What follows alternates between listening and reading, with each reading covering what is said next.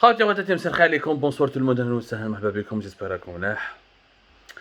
Le 25 du 25 au 27 août prochain, Emmanuel Macron va débarquer à Alger, il se rendra aussi à Oran. Une forte et importante délégation l'accompagnera. Dans cette délégation, il y a des ministres, des personnalités françaises, personnalités culturelles, des acteurs importants du monde des affaires, des personnalités de la société civile. Une visite d'État importante qui est censée permettre aux deux pays de réchauffer leurs relations après plus de 2 ans de crise et de malentendus et d'incompréhension.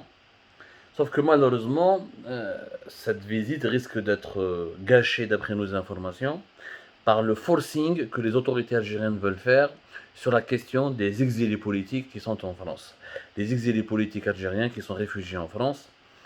Gérard Darmanin, le ministre de l'Intérieur, qui va accompagner Macron, va avoir une réunion. Et d'après nos sources algériennes, cette réunion promet d'être houleuse et elle ne sera pas un exercice facile à vivre pour Gérard Darmanin, qui est attendu de pied ferme à Alger pour parler du dossier de l'expulsion des migrants et des haragas algériens et des laissez-passer consulaires qui sont nécessaires pour assurer l'opération du retour en Algérie des migrants et des ressortissants algériens arrêtés pour séjour irrégulier sur le territoire français. Et bien, les autorités algériennes comptent encore une fois mettre sur la table la question des exilés politiques qui font l'objet d'une demande d'extradition du gouvernement algérien ou qui font l'objet de mandats d'arrêt internationaux émis par les autorités algériennes. Et l'Algérie, les autorités algériennes en tout cas, les dirigeants algériens, comptent bien, cette fois-ci encore, parce que ce dossier le forcing des autorités algériennes dans ce dossier date d'au moins 2020, fin 2019, début 2020, où le régime algérien n'a pas changé de position. D'un côté, il dit que c'est la réconciliation, une politique de réconciliation, et de l'autre, une politique de bâton, une politique de mandat d'arrêt, d'emprisonnement, de persécution. Le dossier concerne quoi? Le dossier, les autorités algériennes veulent absolument obliger la France à expulser ou à extrader ou à remettre à l'Algérie certaines personnalités médiatiques ou politiques, parmi lesquelles se trouve Amir DZ, le cyberactiviste et blogueur qui est installé en France depuis de nombreuses années et qui fait l'objet d'une procédure judiciaire depuis 2021, 2020, même 2020-2021, et dans l'affaire Télétechno au niveau des tribunal judiciaire de Paris. MRDZ qui fait l'objet de plusieurs mandats d'arrêt internationaux lancés par le régime algérien. Il est sous contrôle judiciaire officiellement en France. Son affaire qui devait être conclue ne l'a pas été encore. Les autorités françaises ont du mal encore à prononcer un verdict. On sent qu'il y a du suspense. D'après mes sources, de toutes les personnalités politiques visées par le régime algérien, il y a MRDZ qui est le plus en danger parce qu'il n'a pas de statut comment on appelle ça, il n'a pas un statut de réfugié, mais un statut il n'a pas de papier en France, clairement.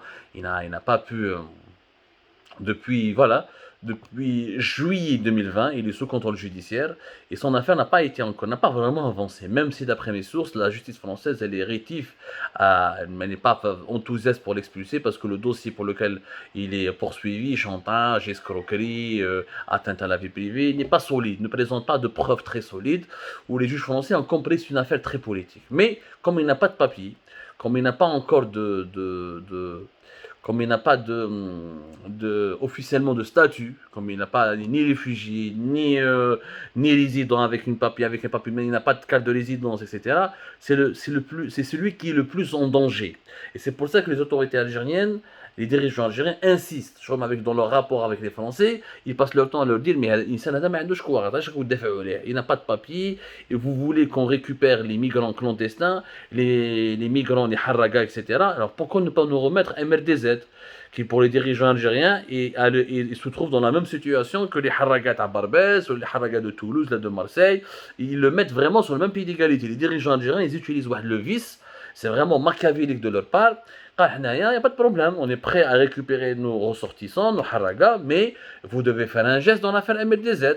Il est recherché par la justice algérienne, c'est quelqu'un qui est sous contrôle judiciaire comme en France, il n'a pas de papier, et il n'a pas de statut, il n'est pas réfugié, il n'a aucun papier, il n'a aucun document qui lui permet de rester sur le territoire français, nous voulons le récupérer. Il y a vraiment un véritable forcing où Gérard Darmanin est attendu de pied ferme à Alger pour parler de ce dossier, où Gérald Darmanin va être confronté à des dirigeants algériens qui seront impitoyables pour ce sujet. Les dirigeants algériens mettent beaucoup de pression sur la France concernant l'affaire MLDZ, beaucoup plus l'affaire MLDZ que Farhad Mehni, parce que la liste, bien sûr, la liste, il y a même moi dans cette liste, donc voilà, même Abdou Sammar, votre serviteur, figure sur cette liste des personnalités politiques visées par le régime algérien par des mandats d'arrêt internationaux. Sauf que moi, je suis réfugié politique, je suis placé sous la protection de la Convention de Genève, la Convention des droits de l'homme de Genève, et donc la France, c'est elle-même qui a reconnu ma situation de persécuté, donc ça va être compliqué pour la France la convention de 1951 relative au statut des réfugiés.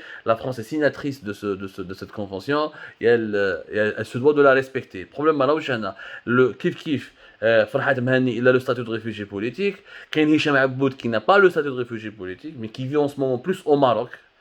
Hicham Aboud, il est résident au Maroc en ce moment, il vit à Casablanca, il vit davantage à Casablanca qu'en France, mais il revient en France, à Lille, au Roubaix, plus exactement, pour ses soins médicaux.